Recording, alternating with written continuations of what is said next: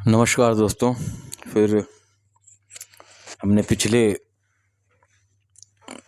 बार मुस्लिम शब्द पर बात की थी। अब हम बात करेंगे एक व्यक्ति जो मुस्लिम की अवधारणा को समझ लेता है, उसके बाद उसने क्या करना है ना। अब मुस्लिम की जो सामाजिक ज़रूरत है, जिसकी वजह से इसका नाम मुस्लिम पड़ा, कि लोगों के लिए वो परेशानी का सबब न बने। अब इसको यानी कि इंसानियत, वो अपनी वजह से खुद किसी दूसरे के लिए परेशानी का सबब न बने। उसके होने से किसी भी प्राणी मात्र को कोई भी परेशानी ना हो। अब ये मुस्लिम होने के बाद जो इकरार है, एक और प्रैक्टिकल शब्द है, एक और प्रैक्टिकल टर्म है मोमिन का। मोमिन होने में और मुस्लिम होने में कलमा तैयब का कोई भी रोल नहीं है। हाँ, इन दोनों शब्दों की पूर्णता जो है वो आधारित है कलमा तैयब के एक्सेप्टेंस पर। क्योंकि देखिए, मैंने एक चीज़ जो मेरी समझ में, मैं अपनी समझ की बात करूँगा, कि एक व्यक्ति विशेष जो वो अपनी वजह से किसी को तकलीफ ना दे, पहला स्टेप। दूसरा स्टेप, जो किसी तकलीफ में है उसकी तकलीफ को दूर करने का वो इंतजाम करे, ये दूसरा शब्द। जो कि जिसका मस्दर मुस्लिम है, उसका मस्दर मोमिन है। अब इसके बाद वो कलमा तैयब पढ़े। कलमा तैयब पढ़ने के बाद उसके रहस्य को जाने। किसके रहस्य को जाने? ईश्वर के रहस्य को पकड़ने की कोशिश करें और इस ईश्वर के प्रति अपनी बंदगी का, इबादत शब्द है, तो हम बात करेंगे इबादत पे केवल आज।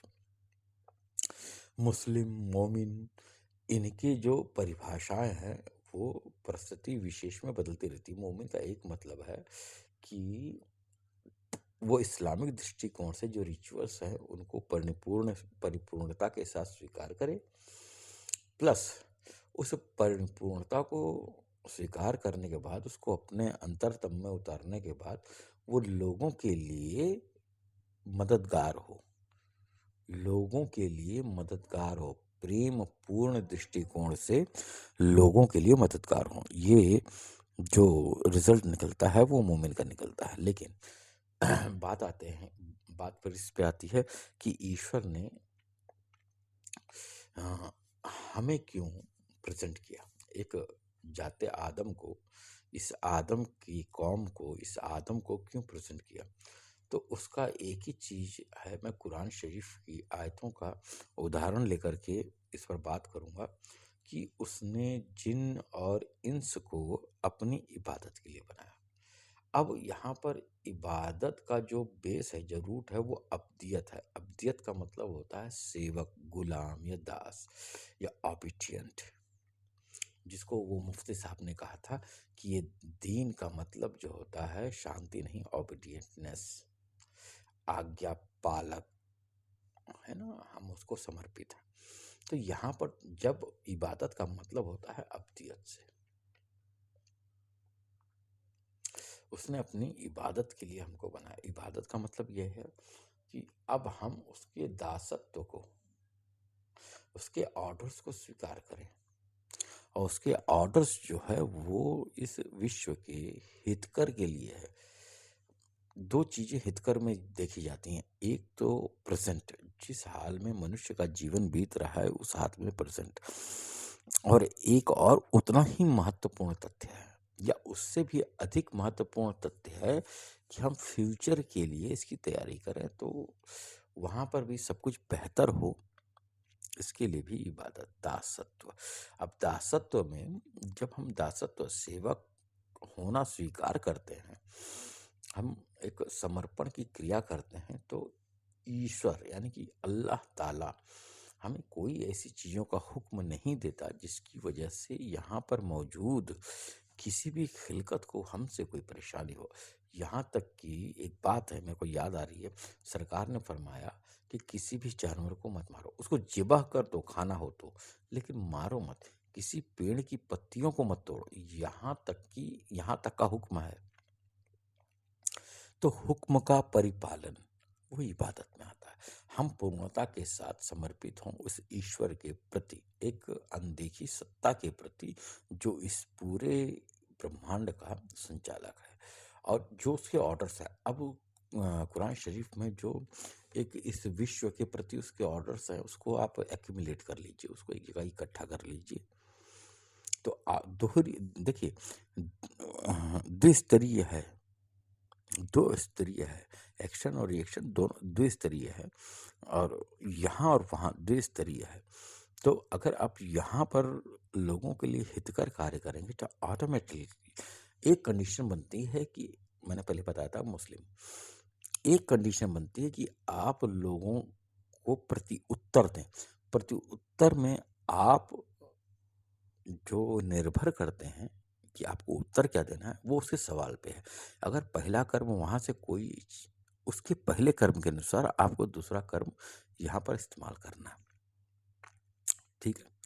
तो आप मुस्लिम हैं अगर आप पहला कर्म कर रहे हैं तो आपको केवल ऐसी चीज़ें करनी है जिससे जो है समाज में सलामती का संदेश जाए।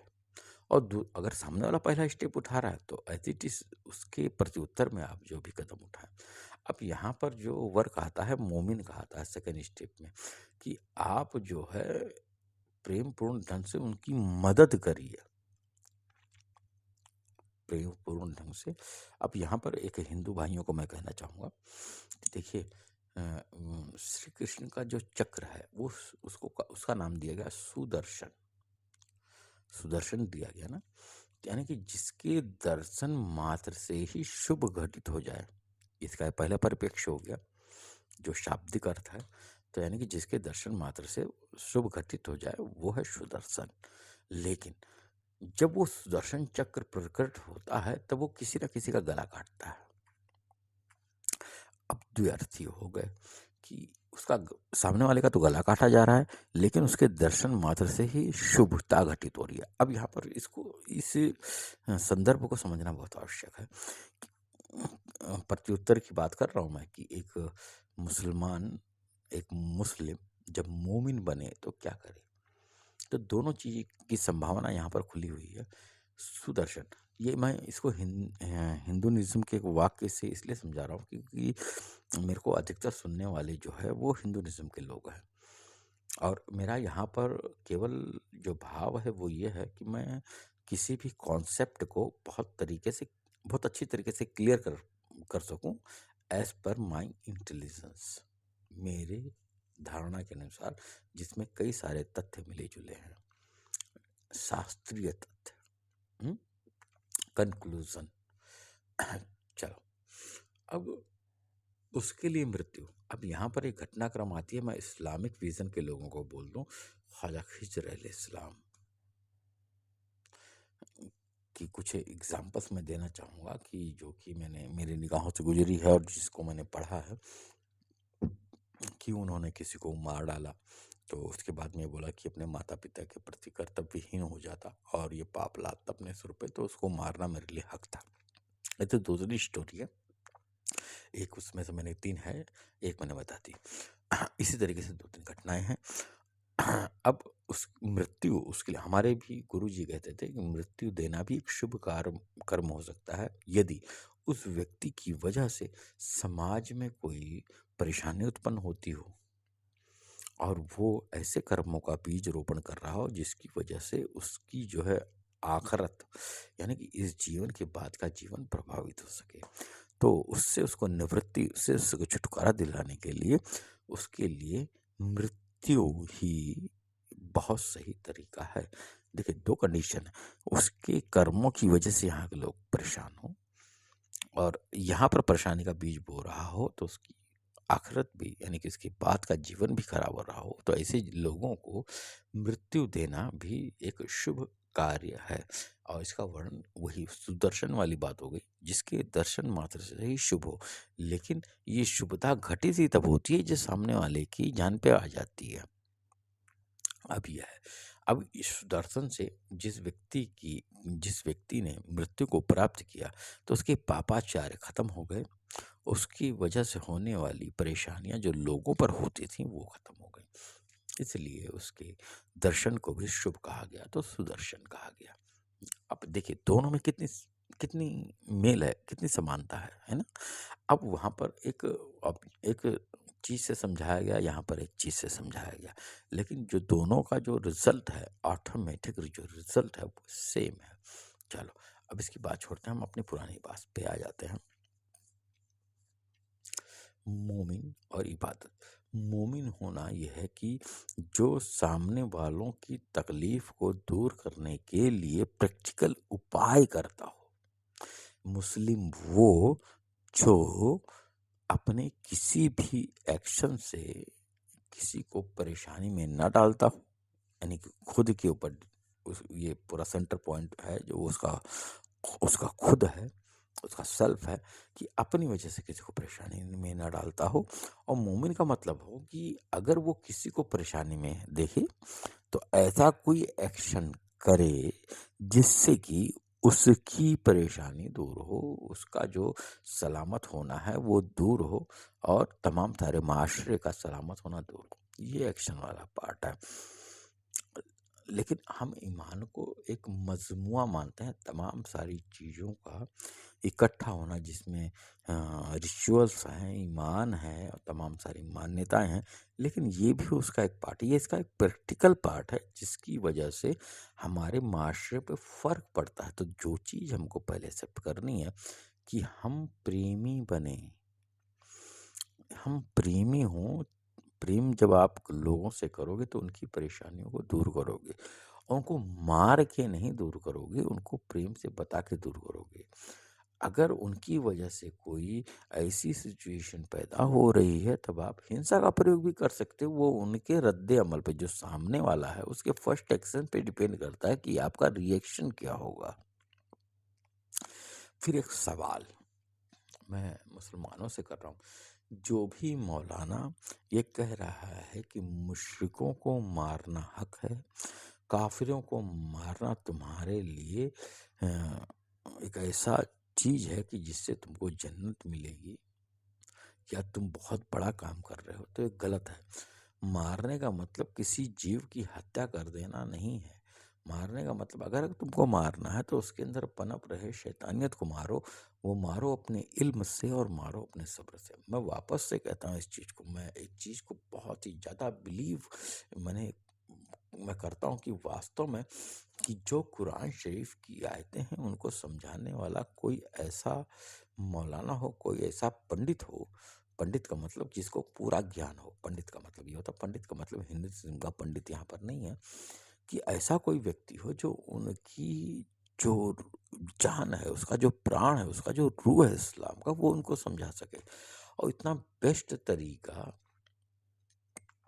जब ऑप्शन होता है लोगों के सामने, तो वो कई तरीके के ऑप्शंस को का इस्तेमाल कर सकते हैं। लेकिन जब एक ही तरीका होता है तो मतलब ये होता है कि आपको इसको परिपूर्णता के साथ में पालन करना है। तो यही इस्लाम है, वो एक विधि है जिसमें इंसान जो है अपना, अपने लोगों का बेस्ट सोच सकता है। मुस्लिम के रूप में, एक मोमिन के रूप में, ये बेस्ट वे है जीवन को जीने का। एक हिंदुइज्म में रखा हुआ में पला पैदा हुआ व्यक्ति, और उसको उसके अनुसार जीवन बिताता हुआ व्यक्ति केवल संज्ञा भेद को ट्रांसफर कर ले।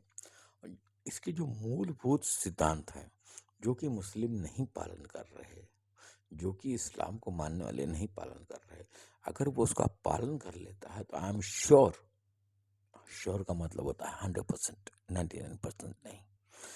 मैं इस बात आपको श्योरली मैं कहता हूँ कि आप जो है अपने इस जीवन को भी सफल करेंगे और इस जीवन के बाद का जो जीवन है उसको भी सफल करेंगे।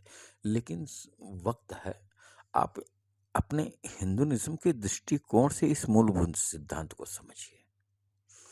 इस्लामिक टर्मिनोलॉजी के हिसाब से इसको ना समझिए, हिंदुइज्म के सिद्धांत से समझिए। आप इस्लाम को राम में समझिए, आप इस्लाम को कृष्ण में समझिए, आप इस्लाम को बौद्धिज्म में समझिए। आप समझ सकते हैं, ये आपकी महानता है। मैं वापस से एक चीज कहूंगा कि हिंदुइज्म एक महासागर है। एक्चुअली यू आर पुअर, तुम गरीब हो, बहुत ज्यादा गरीब हो, है ना। एक आज का भारत, मेरे को शोभ होता है कि ये आज का भारत है जिसमें आत्मिक उत्थान के इतर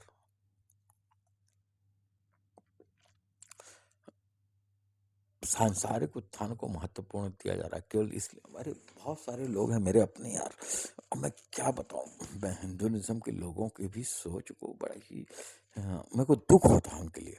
मुसलमानों से ज्यादा दुख उनके लिए होता है। वो इसलिए होता है क्योंकि वो महासागर में बैठे हुए हैं, और महासागर में बैठने के बाद भी आप पानी के ऊपर वो करो, तुम्हारे पास 6 दर्शन, एक वेदांत, 4 वेद, 18 पुराण, 108 उपनिषद, इतना बड़ा लिटरेचर होने के बावजूद भी तुम इस्लाम का कॉन्सेप्ट नहीं समझ पा रहे।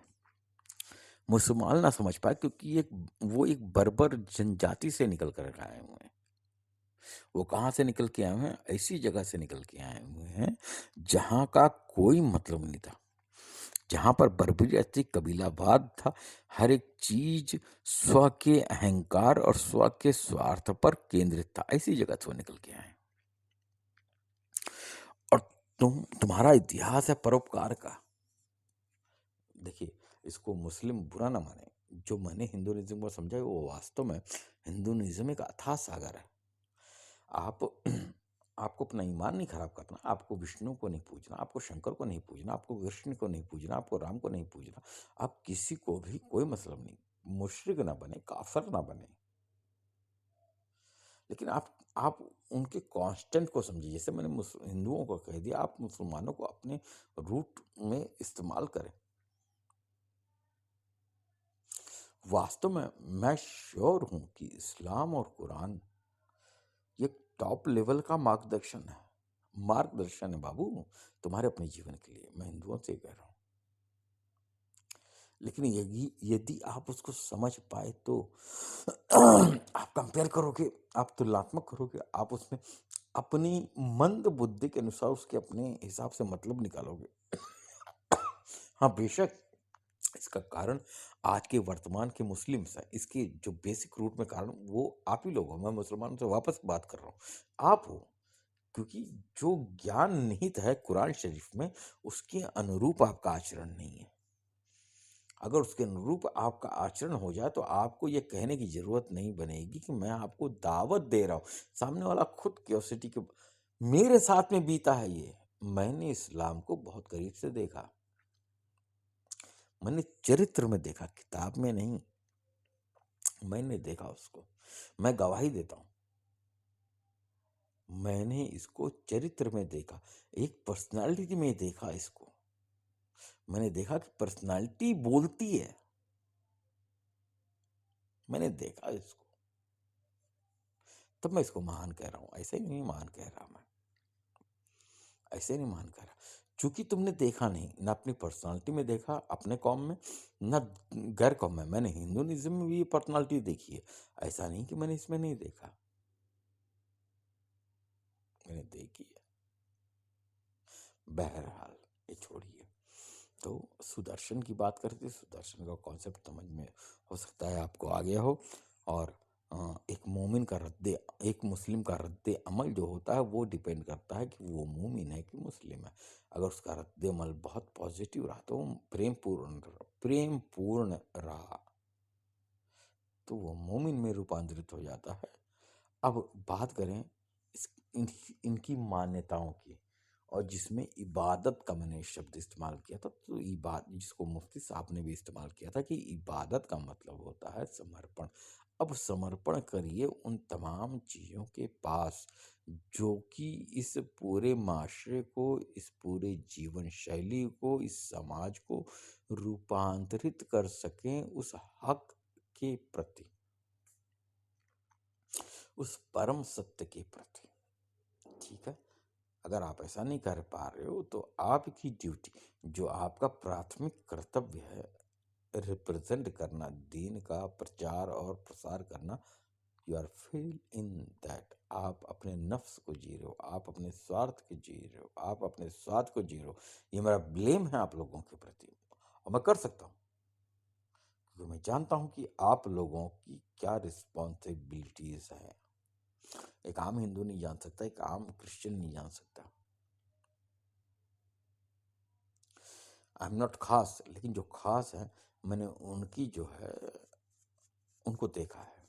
ठीक है, चलो अब आगे की बात करें तो इबादत का मुद्दा ये होता है, जब आप इबादत यानी कि आप ओबीडियंट होते हो, ईश्वर के प्रति समर्पित होते हो हर एक चीज में, हर एक मार्ग में, हर एक रास्ते में, तो आप जो है जब उसमें हिंसात्मक रुख अपनाते हो तो उस हिंसा में भी प्रेम होता है। जब प्रेम मतलब सामने वाले के लिए करुणा और सामने वाले के लिए दया। हाँ, इसमें मौला कायनात का मौला अली रज़ी अल्लाह ताला अन्हु आपके बारे में जंगे खैबर नहीं, जिसमें गड्ढा खोदा गया था, अब जंग का नाम नहीं आता रहा मेरे को, सॉरी फॉर द मेमोरी, कि जिसमें कोई सरकार मौला कायनात के ऊपर हमलावर होने आया और मौला कायनात जो है उसको मारने जा रहे थे अपने तलवार से, और उसने सरकार के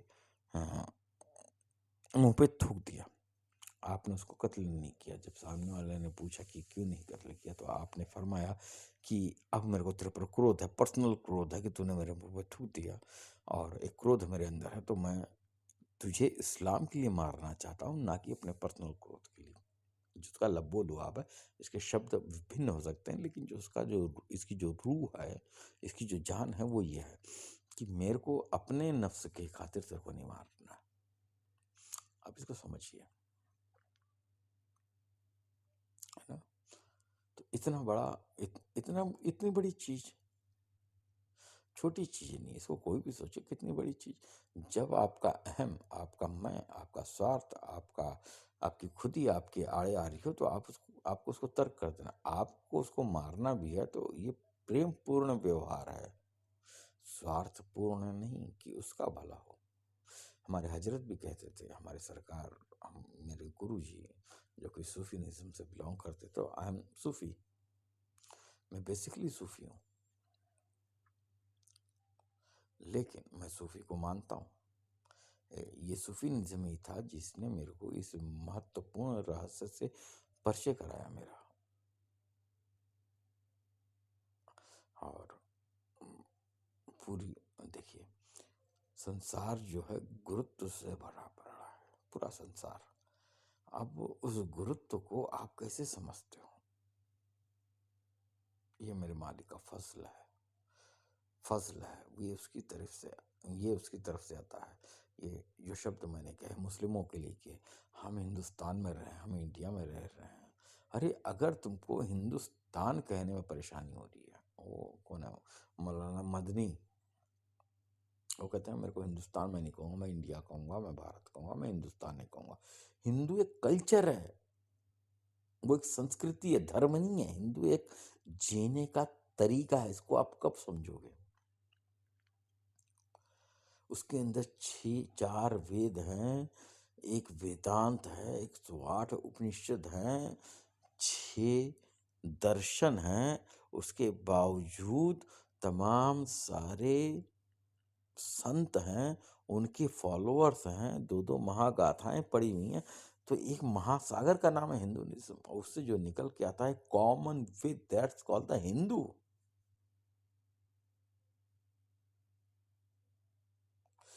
जिन सिद्धांतों का वर्णन कुरान शरीफ में है, अगर मैं उसको परस्पर ढूंढना चाहूँ तो सारे सिद्धांत मेरे को इन सारे मेथड्स में मिल जाएंगे, हर एक सिद्धांत मिल जाएगा, है ना। चूंकि हिंदुइज्म में ये सारे सिद्धांत बिखरे हुए हैं, परंतु एक्युमुलेट होकर के, इकट्ठे होकर के एक सीरीज में लोगों के लिए एक सही रास्ते का, सीधे रास्ते का निर्माण हुआ। दैट्स वाई मैं कहता हूं कि ये इनाम है उन लोगों के लिए जिन लोगों ने इसको स्वीकार कर लिया। और इसको कोई भी समझ सकता है, और राम को मानने वाले, कृष्ण को मानने वाले, विष्णु को मानने वाले, शंकर को मानने वाले, ब्रह्मा को मानने वाले, शक्ति को मानने वाले, कोई भी इस सिद्धांत को बहुत अच्छी तरीके से अप्लाई कर सकता है। आप सिद्धांत का इस्तेमाल करिए, संज्ञा का और सर्वनाम का इस्तेमाल करिए। आपके लिए विशेषण और सिद्धांत दोनों इस्तेमाल करने योग्य हैं। तो फिर मैं बात इबादत पे रोकूंगा कि इबादत का मसला केवल और केवल बंदगी से है कि आप कैसे कम समर्पित होते हैं, कैसे स्वीकार करते हैं स्थिति और परिस्थिति को, और आपका रद्द अमल किसी भी फर्स्ट अमल के प्रति सेकंड क्या होता है। आप मुस्लिम हैं या मोमिन हैं। मुस्लिम है तो आपके पहले कर्म किसी को परेशान नहीं करेंगे। अगर आप मोमिन हैं तो प्रेम पूर्वक आप फर्स्ट कर्म के द्वारा जब आप रिएक्शन देंगे तब आपका ध्यान किधर है, तब आप मोमिन होते हैं कि आप उनकी परेशानियों, तब आप हत्या करने के भी हकदार हो जाते हैं। मोमिन होने के पश्चात ही आप हत्या हत्या कर, कि वो क्रोध पूर्वक की गई हत्या है या प्रेम पूर्वक की गई हत्या है। तो इसको समझने की जरूरत है। और मैं वास्तव में मानता हूं कि मुस्लिम इतने फेल व्यक्ति हैं जो इस कॉन्सेप्ट को अपने जीवन में न उतार पाए। जीवन में न उतार पाने की वजह से वो किसी को समझा नहीं पाए। और आज का जो मुस्लिम समाज है, मैं उससे टोटली अनएग्री हूं, कुछ छोड़कर। ऐसे लोग जिनके कर्म में, जिनके एक्शन में, जिनके रिएक्शन में, जिनकी सोच में इस्लाम पलता है, ऐसे लोग को छोड़कर, और वही लोग इस चीज के हकदार हैं कि वो लोगों के सामने इस्लाम को ले जा सके। मैं कहता हूं Islam is rich but Muslims are poor. तो समाज को सुधारने का जो पहला स्टेप है, हम इस्लाम के रूल्स एंड रेगुलेशंस को अपने जीवन में अपने ऊपर उतारें। तो इबादत मैंने आज क्लियर की, इबादत का मतलब है समर्पण और उन तमाम आज्ञाओं का प्रतिपालन जो कुरान शरीफ में हमको दिया गया है, उसका सही निर्धारण करके। और वो मौलाना जो लोगों को गलत मैसेज देते हैं, वो अपने कर्म के स्वयं जिम्मेदार हैं। मैं उनको नहीं मानता वो मुस्लिम है, ना वो ईमान वाले हैं, जिसकी वजह से इस पूरे माशरे में, इस पूरे संसार में कोलाहल का, अशांति का, हिंसा का, फितने का दौर बना पड़ा है। न वो अपनी फलाह पा रहे हैं, ना हर अगर वो दावा करते हैं कि नहीं हमारे पास पढ़ता कुरान है, तो मैं एक सवाल करूंगा, तुम्हारे सजदे में, तुम्हारे नमाज में, तुम्हारी सलात में क्या तुमको मेराज हो गई? अपने हृदय पे हाथ रखना, क्या तुमको मेराज हुई? नहीं हुई। अगर नहीं हुई तो कुछ ना कुछ तो प्रॉब्लम है। और अगर वास्तव में मेराज को देखना चाहते हो तो मेरे पीर साहब के पास आओ, मेरे जो मेंटर हैं, मेरे जो गुरु हैं, आप उनके पास आओ, वो आपको मेराज करा के देंगे और सही तरीके से बता के देंगे व्हाट इज द इस्लाम। तो इसी बात पर मैं अपने आप को विराम करता हूँ। और इबादत का मतलब जो मैं समझाना चाहता था, और हल्का फुल्का मैंने मोमिन की पर भी बात की, तो मुख्य मुद्दा मोमिन नहीं है। मोमिन के लिए कभी ग्रामेटिकली बेस, कभी मोमिन पर बात करेंगे। लेकिन इबादत जो मेरे को शब्द आया था कि इबादत का मतलब अब्दियत, अब्दियत का मतलब होता है सेवक, और दासत्व कि हम लोगों की सेवा करें। यहाँ पर एक बात और आती है कि बंदगी का मतलब ये नहीं कि वो इंसान किसी की बंदगी करे, वो मौला के बंदे के किसी भी प्रतिफल, चाहे वो मोस्टली नेगेटिव नेगेटिव प्रतिफल के उसके बंदे के सामने उसकी हिफाजत के लिए खड़ा हो रहा है कि नहीं हो रहा है। बंदे की वो हिफाजत के लिए खड़ा हो रहा है कि नहीं हो पा रहा है, वो बंदगी। ईश्वर की असल बंदगी वो है। बात को मेरे समझना, एक होता है नॉर्मली एक आम आम जनता के लिए होता है बंदगी करो, यानी बंदगी मतलब बंदा बनो मतलब सेवक बनो, दास बनो, हर एक चीज का ऑबिडिएंट करो, जिसको मैं इबादत कह रहा, मैंने अभी थोड़ी देर पहले कहा। लेकिन बंदगी का मतलब भी एक दूसरा शब्द है, तो इबादत और बंदगी थोड़ा सा हल्का सा फर्क है। लेकिन जो इसकी जो रूह है कि बंदों की महफूजियत में आओ, उनको उनकी हिफाजत करो। उनकी हिफाजत करने में जो लोग कामयाब हो गए, उनके लिए कुरान शरीफ में आए हैं कि कुछ लोग ऐसे होंगे जिनके चेहरे बड़ी चमक रहे होंगे, बहुत चमक रहे होंगे। अब वो आयत कभी मैं बंदे के ऊपर बात करूंगा तो उस पर डालूंगा बंदगी के कॉलम में। अभी मैंने इबादत पे बात की है, तो आप लोग इस पे हिंदू, मुस्लिम, सिख, ईसाई, बौद्धिज्म, हाँ, ये इसमें किसी की कोई परेशानी नहीं है। परेशानी का मतलब कोई किसी से कमतर नहीं है। अगर मैं बौद्धिज्म की बात करूं तो मैं सीधी से कहूँगा कि वो मूर्खों का काम नहीं है, वो बहुत बड़ी इंटेलेक्चुअलिटी चाहिए उसके अंदर। और इसकी अपेक्षा मैं मुस्लिम से नहीं कर सकता, उसकी अपेक्षा मैं आम हिंदुइज्म वाले लोगों से नहीं कर सकता। बौद्धिज्म, अभी लोग इसको कहेंगे कि मैं इसको बहुत ही ज़्यादा ऐसे नहीं एक्सेलरेट कर रहा हूँ, बहुत ज़्यादा ऊंचे मर्तबे पे दे रहा हूँ, नहीं। वो एक्चुअली सेल्फ के सेल्फ इंजीनियरिंग का नाम है बौद्ध बौद्धिज्म, सेल्फ इंजीनियरिंग। और वो क्यों इम्पोर्टेंट है, हर एक का लेवल है, उस लेवल पे जाकर उसकी महत्वता हम पे साबित होगी। और फिर मैं कहूँगा कि ईश्वर द्वारा प्रदत्त ज्ञान, चाहे वो इस्लाम के रूप में आया हो, चाहे बौद्धिज्म के रूप में आया हो, आप जब उसके फ्रूटफुलनेस की तरफ देखेंगे, आप अपने ईमान को ना ख़त्म करिए।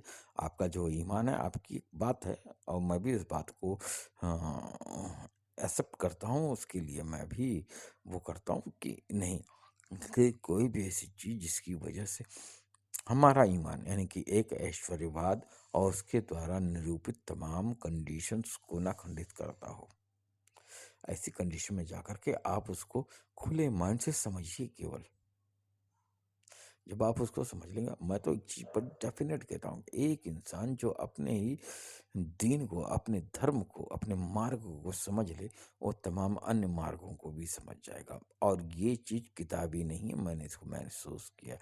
और जो कोई इसके प्रति चैलेंज लेना चाहे तो कभी भी इंडिया, अयोध्या, अयोध्या वहाँ आ सकता है और कमेंट करे, आके मेरे से बात करे। मेरी एक बात है कि इस जीवन में सफल होने की संभावना, और इस जीवन में सफल होने के लिए आप लोग आए हो, और सफल होना, खुश होना, आनंदित होना, स्ट्रेसलेस होना, और उस ईश्वर के प्रति 100% समर्पण, इबादत, ये हो सकता है जिसका प्रतिफल फ्रीनेस है, एक उत्साह है, एक अजीब ढंग का आनंद है, वो आपको प्राप्त हो सकता है, जो कि कभी खत्म नहीं होगा, ना इस जीवन में, अगर है तो अगले जीवन में भी, न स्वर्ग में न नरक में।